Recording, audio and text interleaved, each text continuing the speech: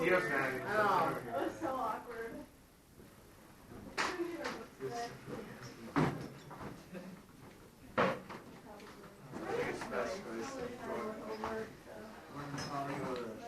I did it first, remember? What, that? Summer?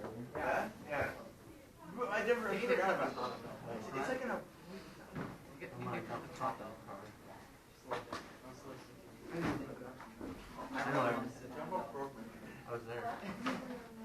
I think this is going to be You're giving me something on it. I could watch last night, brothers.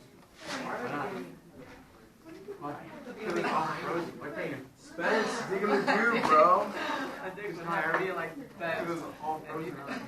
Spence, you're looking pretty cute today, man. You're always cute. Aw, that's nice of you. How I feel Oh, like you got man. Yeah. How's it? What did I do? What did I do? I just had back in. We're wearing the same machine. Say dodgeball, we got roll the ball around. That's how you do it. So I took all the balls, put them in a corner. I was just saying, I did that. one time I was I was like, you do that, I'll put it all through. Are you drinking? Tio, how's the old caddy doing? Wait, what happened? Put it all. Hey, feeling yet? And hard in it. You're doing the car wash. I have like a car wash. I look like a blue from What did you actually do? I was going so hard.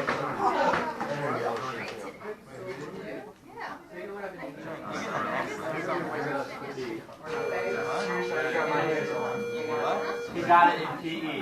PE, Joy? Are you kidding me? Man, I was going What are you doing? See, if you and Hutch on the same team, I'm not. Oh my God. I was like, Johnny had to see that.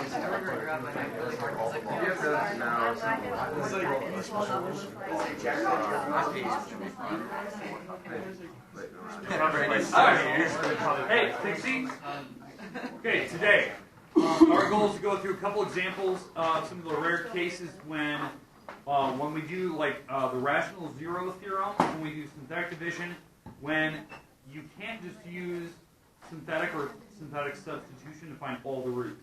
When there's roots that are irrational numbers, when they're imaginary numbers, stuff like that. And I want to talk about that today. Does that make sense? So that's kind of our goal today, is to look at that. So I'm just going to pick a couple problems from the book. We're going to take a look and see kind of certain particular cases, what happens. So that's what I want to look at right now.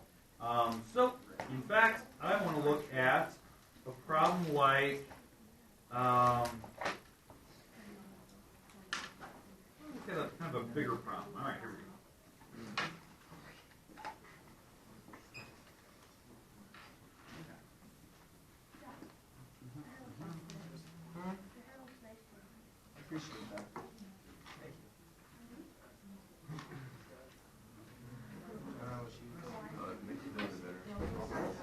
All right, Jack, I'd like you to give me number 26, please.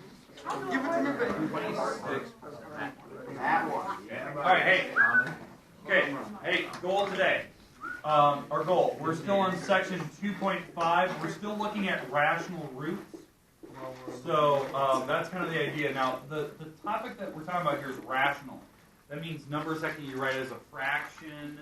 It could be terminating decimals, repeating decimals. The problem is, what I want to do today, what I really want to discuss, is when you get these rare cases. That's because we haven't seen really difficult problems yet. We've seen very easy ones where we use that rational root. We could find all the roots. And you could do it by, technically, you could have done it by all synthetic substitution. Okay, so goal today, we're going to look at that rational zero theorem. Remember, that theorem helps us kind of identify what are the potential roots for this problem. That will lead us into checking with either synthetic substitution,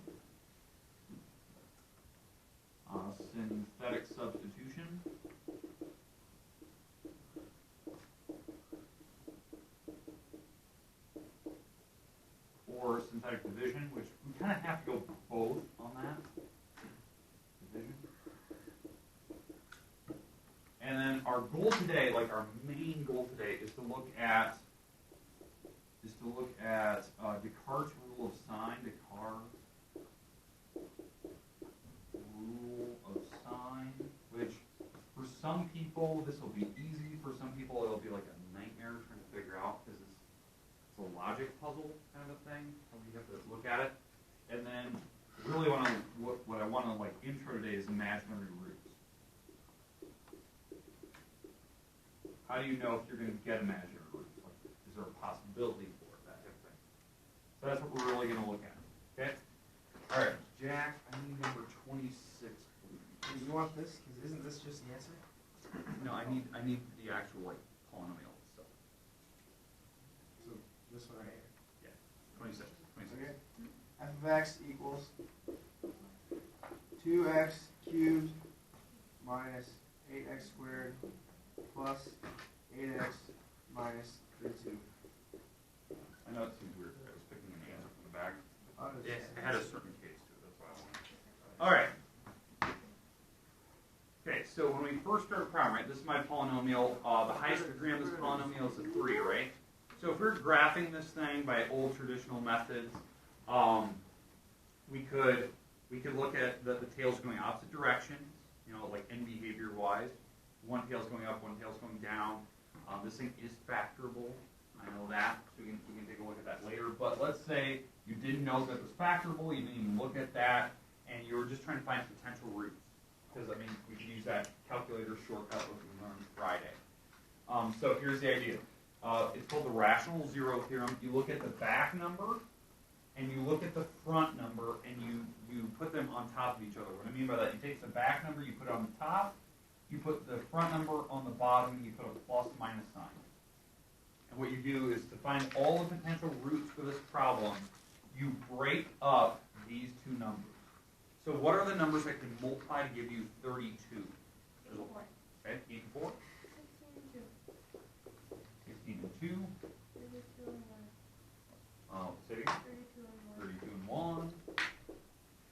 What other combination do we have? Another? No. Yeah, probably. Okay. All right. So now that we have that, now the number 2. Okay. So these are all the potential numbers that we can use to make all the rational roots, all the possible like very clean, very nice fractions that actually go into this polynomial, and that those would be x-intercepts, zeros. That's what they technically call them, okay,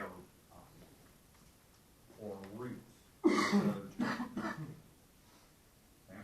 All right. So what we have to do is we have to take all these numbers, make every possible combination using the top numbers and the bottom numbers. Now I'm going to use the 1 first. Those are easy. So what's 8 over 1? 8. So that's just the number 8, right? 4 over 1? 4. 4. Okay. 16 over 1? 16. 2 over 1? 32 over 1? And 1 over 1. Okay. So these, so far I have, 1, 2, 3, 4, 5, 6, 7, 8, 9, 10, 11, 12 numbers I've checked. Next, what I would do is I would put the 2 on the bottom. So I would take all these numbers, put the 2 on the bottom. So what's 8 over 2? 4. We already have that covered. So I'm not going to write it down again. 4 over 2. 2, I already have it covered. 16 over 2. 8, I already have it covered. 2 over 2. Already covered. 32 over 2. 16 already covered. 1 over 2. Half. We have to cover that one. We have to check that. So, in fact, we have 14 numbers to check. Okay, so there's 14 numbers there. That is quite a few. Okay, so these, what you're looking at here, why we just did that. Taking every combination of these numbers over these. These are the potential x-intercepts I can hit. Now, here's the thing. How many numbers will possibly work? Like, total numbers that can work. How many total roots are there? 3. There's 3 roots for this problem. Because what's your highest degree? 3. So there's 3 x-intercepts. That's the potential we have here. Okay, it doesn't have to. It has potential for 3. So out of 14 numbers, 3 might work. In fact, only 1 does. But so what I want to do is I want to check. So what we talked about last Friday was you can synthetic divide these, figure out which ones give you a remainder of zeros, or you can long divide these, which I don't want to do that ever, or we can do that synthetic substitution stuff. Okay, synthetic substitution. That was the new one that we just talked about, and that's what I want to discuss right now. So synthetic substitution.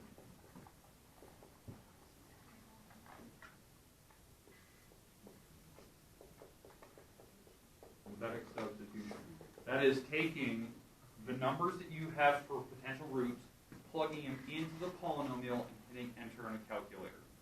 This is where, like, let's say you don't have a scientific calculator. Okay? So Tyler, hold yours up. That's good. Okay. That calculator is a perfect scientific calculator. What Tyler can do is he can type this whole equation in with parentheses, entering certain numbers, hit enter, and what he can do is he can hit a certain command on the calculator, and it'll pull it back up on the screen. He can replace the number and start over and just hit enter. It's a really fast step. If you don't have that nice scientific calculator, you will want to use your MacBook. You will want to use the MacBook, or not your MacBook, your Chromebook. Okay, the reason why, you can type it in Google, the whole polynomial, and putting in the number you're checking, like using parentheses and powers and stuff. When you hit enter, it'll give you the answer. Sometimes Google just fires off answers anyways before you even hit enter. So then what you can do is you can go back and fix those, and the equation's still written down. Does that make sense? Okay, so that's what we can check. So what I need to do is I'm taking my polynomial here, right? The f of x, that's the 2x cubed minus 8x squared plus 8x minus the 32, right? And I'm going to check each of those 14 numbers. So the first number I would check the first one. I always like to check the easy ones. The easy ones are like the whole numbers. That's what I consider easy numbers, not fractions. Fractions are kind of tough to type in a calculator, especially if you have a certain command you have to type in. So I'm going to check like the number 8. And this is what I mean by checking 8. Taking your function and substituting 8 in for all the x's. So it's like this. 8 with the power 3 on it. 8 with the power 2. And notice how I have the parentheses. You have to have the parentheses, because it makes it easier when you hit enter to go back and fix those numbers. So I can go back and replace those. And when I hit enter, I want to see, like, does that work? So I'm going to use my calculator. I'm going to type it in. If you want to see me use, like, a Chromebook or something, we can type that in. We can see what it looks like. But I'm going to type this problem in. So 2 parentheses, 8 parentheses cubed. Oh, what do we have? We have minus 8 parentheses 8 squared plus 8 times 8. Close that parentheses and subtract the 32. Enter. It gives me, on my calculator, it says 544. Did everyone get the same number, like if you were trying it? Anyone else try it? No. I was just going to believe in your abilities. All right. So now, so I typed in 8. 8 clearly didn't work, right? This gave me some crazy answer where it said this number when I typed in was 544. So it's definitely not a factor. Okay? So what I mean by factor is that what this number is, what the calculator is giving you, is actually the remainder if you were to long divide or synthetic divide. That's the weird thing. When you substitute it in, it actually tells you the remainder. That's what synthetic substitution does. Okay? So now what I would type in, I would go back through on my calculator and maybe I'll enter -8. So to do that, I can hit the shift button on my calculator, like shift insert, it's an INS button. I can insert negative signs and everything. And it doesn't disrupt anything that I already have typed. I can actually just enter negative signs on it, and I can see what's going to happen here. So I'm checking -8. What happens when it gives me -8, it tells me my answer is negative 1,632. Now, is that a factor? Oh. Yeah, clearly not. The remainder wasn't 0. So now what I'm going to check is I go to the next number. So I'll check 4. Okay, so I type the same thing, f of x. I type in the number 4, and I'm going to check that number. So 2 times 4 to the 3rd power minus 8 times 4 to the 2nd power plus 8 times 4 minus 32. Okay, so same thing. I'm going to retype that in. In fact, move it back all the way to the one that I just put 8 and replace it with 4s. Please don't have 0. And a 0. Okay, so this is a root. So that's why I kind of picked them in that order. Okay, so we checked a couple numbers. We found the first root. Don't keep going. Don't type in the rest of the 14.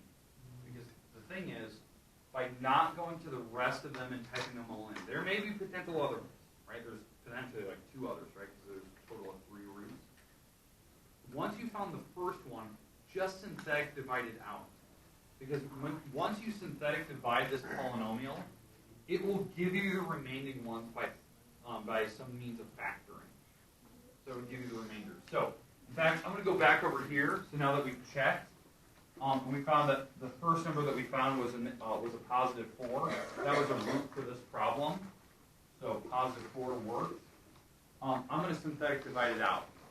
So I can find the rest of the roots. They may be up here, maybe one of these 14, but it's guaranteed to give me the rest of them by synthetic dividing without me typing in my calculator for the next, 2 or 3 minutes. So I'm going to I'm going to write down my leading coefficients. This is that synthetic division stuff that we did on Friday and Thursday last week. So drop down the first number, multiply by the number in the box, add straight down, multiply by the number in the box, add straight down, multiply by the number in the box, add straight down, and yes, it does give me the remainder of 0, right? So it does work. We knew that that's the way it was going to work. And then what it's giving me here, that's the remaining polynomial. So the idea is that this item represents plus 8 with a 0x and a 2x squared, right? I go up in power, so that's constant x squared. So this is my reduced polynomial. That thing is factorable. Okay? So what I mean by this is I'm checking to see what will make this thing equal 0. Right? I can factor this. In fact, this is what it actually represents. Well, I can just solve. Since it's not like an actual trinomial, I can just move the 8 over and actually solve this thing. I'm going to move the 8 over to the other side, divide by 2, the square root to the other side, because that's how I get rid of powers. And what's the square root of negative 4? 2i, right? It's an imaginary number, so it's 2i plus or minus. So what were my remaining roots? Yeah, they're imaginary. So there is no root. So really this graph only hit the x-axis once. So probably what happened was that when you're looking at like a picture of this thing, it was just probably doing something like this. Where, it was changing directions, because it potentially turned twice. But the thing is, it only hit the x-axis once. And it was over here, so it actually was like positive 4. It made it look more like this. Hit at positive 4. Okay, questions, comments about what we did there? Now, look at that. By not like going on and trying this synthetic substitution by checking all the rest of the numbers, I would not have known that there was imaginary roots coming out of that thing. I would have kept going and trying to think that maybe the rest of those 2 or the rest of those numbers that we had earlier would have worked. Question? Do you have any other hints for plugging numbers in?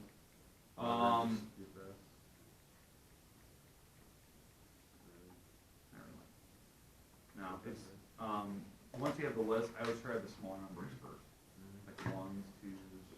Try to go small up. Save the fractions for last, just because fractions are harder to type in the calculator and it's just more work. So I'd save those for last, because once you find 1, you won't have to worry about it. Okay. All right. Questions, comments about what we did here?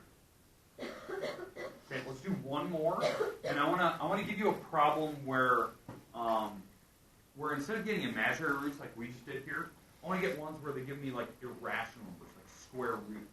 Because the process we're doing here, like this 0 theorem, will only give us numbers that are nice fractions or nice whole numbers, right? It won't give me some crazy, square root number, like an irrational number, like square root of 7. It won't do that.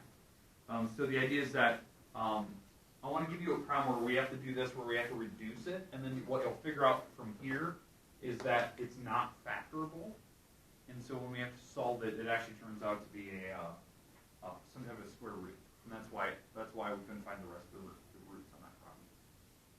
Okay. In fact, if we would have factored this problem apart originally, because it is factorable, you would have figured out that there is imaginary roots. But all right, so let's do another one here. I'm gonna make up one here that has a certain rule to it.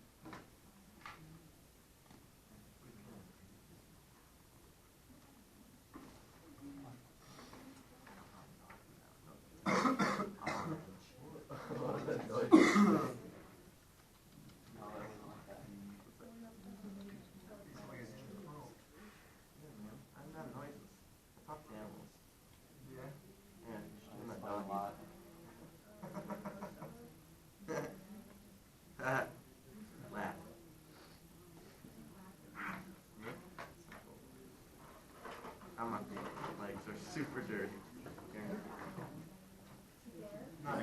Give me a number that you know is gonna a nice number. Make joints, guys. 0. Yeah, just give me a nice number. No, just give me just a positive negative number, just something simple. 7. 4. Yeah, let me go with this. Sorry. 904. 904. Nick, remember that number.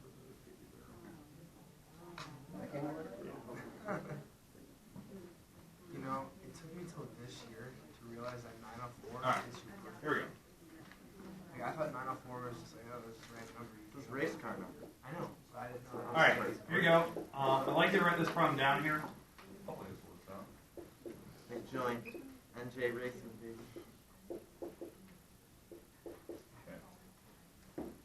Alright, so, this is a polynomial that we came up with. Just kind of, hopefully we'll find a number that works, and then we know that this number is not factorable the way that it starts, because it just won't work out for grouping method. But the problem is, this problem will have an irrational number for a root. And I want to show you at the very end, like, how we know that, like, what we're going to come up with. Alright. So, first and foremost here, the first step, I'm going to do that rational zero theorem where I look at the back number and I look at the front number. So what's the front number right now? The 1. So when we take the back number and we put it over the front number, it's always plus minus. We need to break these numbers up to find the potential numbers that would be roots. So what are numbers that multiply to give me 12? 3 and 4, 6 and 2, 12 and 1, alright. 6 and 12, alright. So these are all the numbers that multiply to give us 12, and this is, the 1 is just 1. Alright, so all the potential numbers we need to check here are, if I take the top numbers, put them on the top of the bottom, so we have plus or minus 1, plus or minus 2, plus or minus 3, plus or minus 4, plus or minus 6, and then plus or minus 12. Okay, so we got 1, 2, 3, 4, 5, 6, so we have 12 numbers we have to check. Okay, that could be potential, like x-intercepts, roots, zeros, whatever you want to call it, where it hits the x-axis. Okay, because earlier it wasn't factorable. Okay, now, Nick, what was the number that you picked earlier, though? 4. Okay, so we know that the way that I made this problem is that 4 was going to be the number that worked. It was going to be the one root that we know. So I'm going to use synthetic substitution to show you that 4 does work. It will give me 0 for the remainder. Okay, in fact, I'm just going to go, so if we did this synthetic substitution, we're going to plug in 4, positive 4. You'd have to do this. 4 to the third power, plus 2 times 4 to the second power, minus 21 times 4, minus 12. Okay? So, type that in your calculator, make sure that gives you 0 out. So let's get a little bit of practice doing that. So check that right now. Let's see that it does give the remainder of 0. Again, if you need calculators, they're over there. 4 to the third, plus 2, 4 squared, minus 21, minus 4, minus 12, and it gives me 0. Okay, so this idea, this f to the number, substituting in the 4, it does give me 0 as a remainder. Right? Because after typing in the calculator, it does do that. So this is a root. Okay, that's the number we picked, so that didn't work. Okay, so now, what do we need to do with the 4? Now that we know that it does work for sure. Say it? What do we need to do? Synthetic division. We have to divide it out. So now that we know that 4 works, let's divide it out so we can find the rest of them. This problem will have potentially 3 roots. Potentially 3 spots where it hits the x-axis. Okay, so we're going to factor out the number 4. So the 4 is going to go in the house, in that little box. Now if you're going to do long division, it'd be x minus 4. That's what we have to divide by. But we're going to check 4 by synthetic means. So using this as my polynomial, I have a 1, 2, negative 12, negative 21, and negative 12. So 1, 2, negative 21, and the negative 12. That, I have to use the leading numbers out front to do synthetic division. This is the homework. Remember, we have homework due tomorrow. That's synthetic division and long division. Remember, that was a page 324 stuff.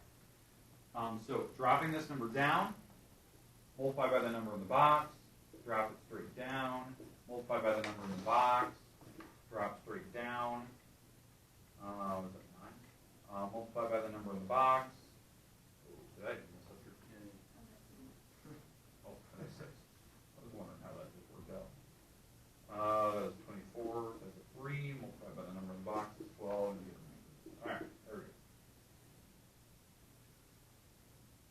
again, how we're doing that, you drop it first, multiply by the box, drop it down, multiply by the box, drop it down, multiply by the box. So what this represents x squared plus 6x plus 3. So you can definitely see like the remaining polynomial. That polynomial is non-factorable. Agreed?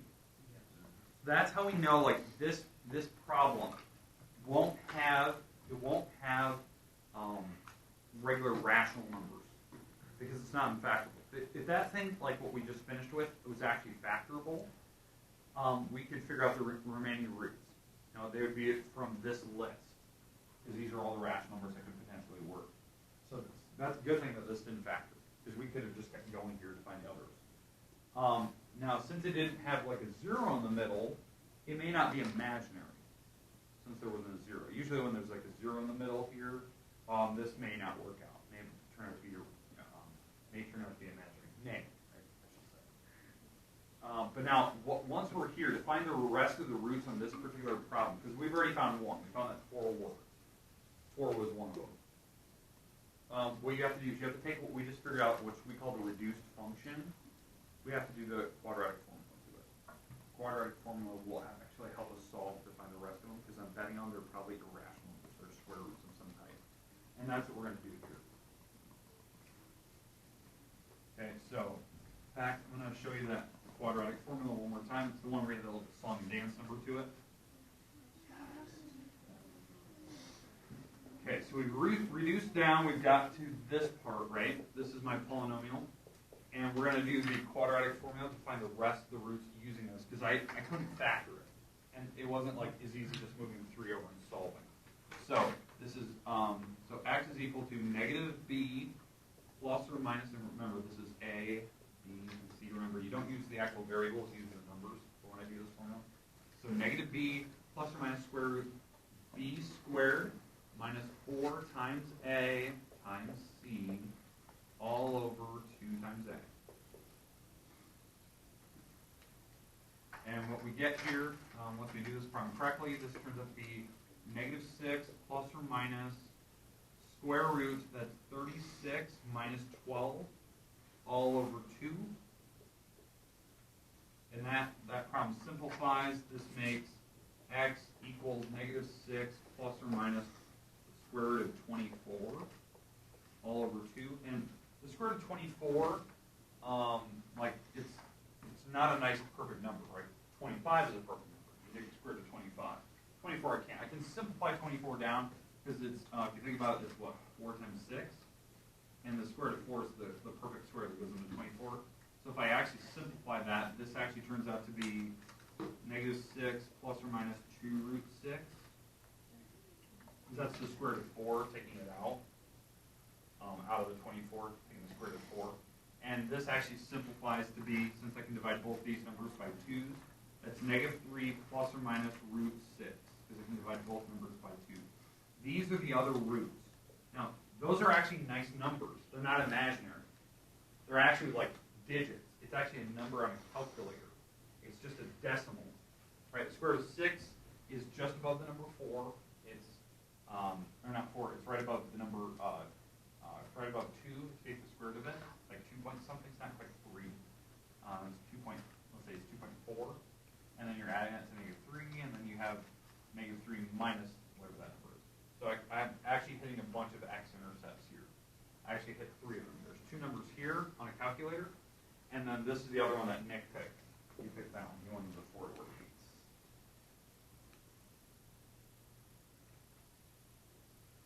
All right. Questions, comments with how I'm finding remaining roots. That's our next goal, like on the homework. I'm going to give you a polynomial like I just did here. You're going to have to find potential roots, which are these are the potential roots, by using the 0 theorem. That's what we're doing. And then you have to actually find which ones work. And if you can reduce it down, solve for the remaining ones. Find all the rest of the roots by using, quadratic formula, by solving if this is easy, or finding imaginary if it's easy, that type of thing. Or maybe you can just do, maybe just do that synthetic sub, and maybe a bunch of these numbers work just right off the bat, seeing all the roots. But again, on this problem, there's only 3. There's 3 roots, and we just found all 3 of them. Okay, questions, comments about what we did here? Okay, last thing we're going to talk about today. is this Descartes rule of sign. Just as one little side note, what it is, it's a check. It's a simple check that we do on a problem to see, like, what are the potential groupings of numbers that work. Okay? I'm just going to do one of these today, and what we're going to do is, once I do one of them, and this is the first day introduction to it, so you may not get it. I want you to at least see it today. We're gonna look at it tomorrow. Basically, tomorrow I'll be focused on like doing a bunch of these. Does that make sense? So today's the intro, and then I'll be done. So it'll take me like 2 or 3 minutes here. Okay, so now I'm gonna list off all what our roots were. I'm gonna list these off to the side. That way you kind of know what my roots were. My roots on this problem was +4. That was one that Nick picked, and my other ones was -3 plus root 6 and -3 minus root 6. And these were both negative numbers. Because this is about 2.3, -3 plus 2.3 is still a negative number. And this obviously makes a negative number, like 5.3 or something like that. I actually add those, that's a -5.3 if I put those together. Alright, but here's how this works. Alright, so this is the Curt Rule of sign. What this does for you, it helps you figure out what the groupings are for the potential roots. Like, are they going to be positive numbers? Are they going to be negative numbers? Is it going to be kind of a mix of everything? Will there be possibility for imaginary in this problem, or maybe there's not? That's kind of a nice thing. Like, you can tell right off the bat whether you're going to have negative numbers or imaginary roots or not. I can get kind of a feel for it. And so this is it's kind of just a little check that sometimes you do on a problem that you're not quite sure that you're doing it right. Okay? Alright, so here's how it works. The first step that I do, and it's going to be really goofy. I bounce like a bunny leap on this problem, and I count how many times does my polynomial switch signs, like as I go from left to right. So I start with the bottom. So do you agree that this number is positive? Right? So it didn't switch, it switched there. So how many times did I switch signs? Once, right? Did it switch it again? No. So this thing switched signs 1 time. So for positive roots, there's one potential positive number that can work on this. One potential x-intercept that will be a positive number. And did we find that? Yeah, it was the number 4. Right? We found there was one number. And all I did is I just looked at the original polynomial and I count how many times did it switch signs. It just tells me that. Then what I do is I do the symmetry test. That's where we have the symmetry test. You take and you plug in the negative x into my polynomial. So that's negative x to the power of 3, negative x squared, 21 times negative x, and then the minus 12. Right? So we did that symmetry test to figure out, is it symmetric, is it not? And what this test will do is I'll do the same thing I did over here. Count how many times did it switch directions, switch signs. So, all right, so what happens when I put a power 3 with this negative sign? Stays negative, right, because it's a power 3, so negative sign will stay. Negative sign will cancel here. Negative sign will stay, it'll come to the outside, and it'll turn that 21 positive, and then that 12 in the back doesn't do anything. All right, so now, how many times did I switch signs on this problem? Well, so what we look at is we start here, because that's the first time. It switched once, no, and it switched twice. So this thing switched signs twice. That means there's 2 negative roots. And when you look at this problem, how many negative roots were there? 2. There's 2 negative roots. That number and that number. Kind of weird, like you can tell. Now, here's the nasty part. This number could also go down by even numbers. So if this is like an 8 or a 10 or a 17, whatever this number is, you can go down by evens. So this could be 2 or could be 0. It goes down by evens. If this, and I try to go down by evens here, I don't want to go to negatives. So can this go down by an even number? So can I drop down like by 2 every time? No. So the idea is that when I set up my chart, there's like an actual chart for the Descartes rule of sign, for how many positive, negative numbers, or imaginary roots I can have. What you do is you always use the positives, they're always 1s, because there's no other combination I can make there for positives. There's no other numbers going down by evens. Over here, there's negatives. I could go 2 or 0. And what you have to make sure of is I go across, these are the roots. These are the combinations of roots. You just have to make sure that these add together to make this power. So when I add these across, does that make the number 3? Yes, so there's 0 imaginaries in that case. And over here, do these add to make 3? No, so this number would have to be 2. So there's only 2 rare cases that could have happened here. I know that there's going to be positive. There's going to be a positive number that worked. So I guarantee there was going to be one positive number that worked. There's no other way to make sure of that. And there was 2 negatives, or there was 2 imaginaries. So because it really came down to what my final polynomial was there. That could have been imaginary if I did the quadratic equation, because that could have turned out to be negative. And what we found when we did this problem, it was this case. It was this one. There was 2 negatives. There was 1 positive. We're going to look at this tomorrow to look at our problems and kind of justify what answers we're getting. Does it fit one of the cases that we got when we checked all of our answers? Because your problems will have multiple roots tomorrow. We'll find them. Yes.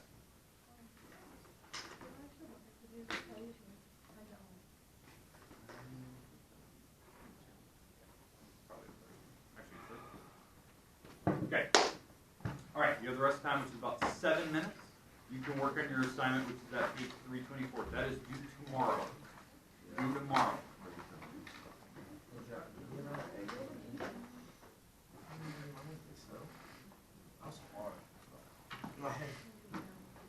That was hard. He literally hands us the answer.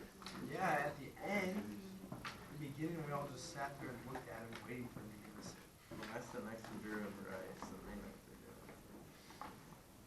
Yeah, you were also in that group chat that Dave made, so that probably helped a little bit, didn't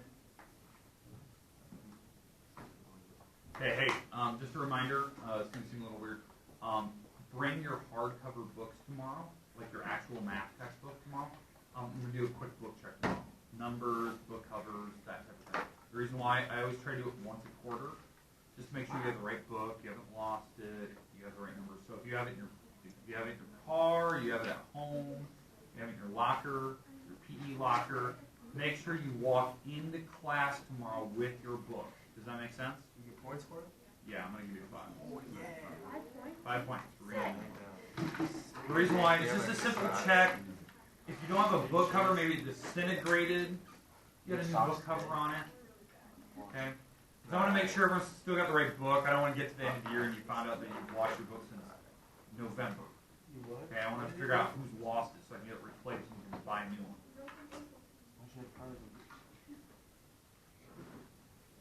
So I got to pray. Use this. Again? But then you guys can get hurt. Maybe Well, it's mom those won't double make ones. them. I love ankle socks. They're easy to put on. Alright.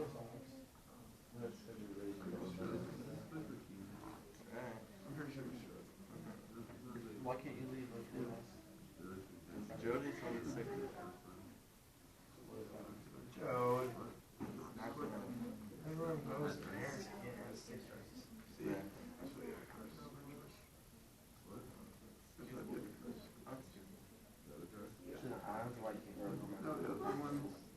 Our practice is at 3:30.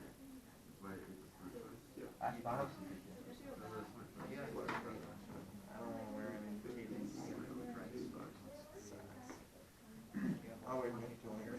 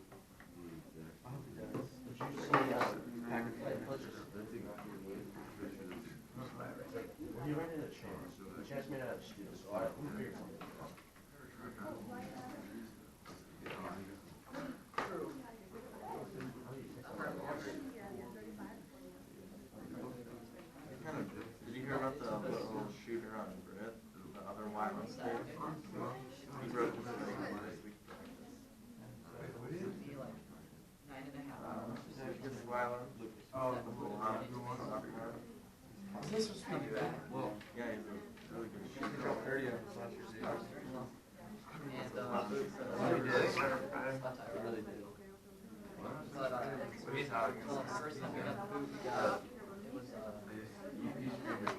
we got ice on the number one. What was going on? And Isaac missed it. Snapped right on. Like my dad was going an hour. What? What time is it? Four at school. We're done. We're done. It's just been And then one. we were Yeah, I know, I heard they had a ton of snacks.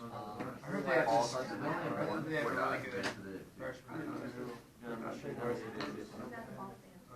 Anyone semi-good who was all against me, bro? And when they are, like sometimes, you know, when band playing, you know, they always. I'm just like, I'm right now. So, was that good? Yeah, I think why does it have 13? No.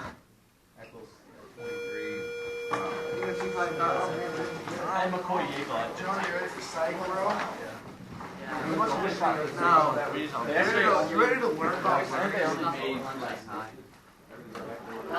You ready, Taylor? To learn about learning? Are you ready to learn about learning? Now what you gotta do is you gotta. I want to learn how people work. Read it. No, I don't learn. I want to learn how to I'm work. going, I don't know what to do. Alright, Drew. Literally looks like something Parker. Go to like Parker. Huh? Huh? Neil said, yeah.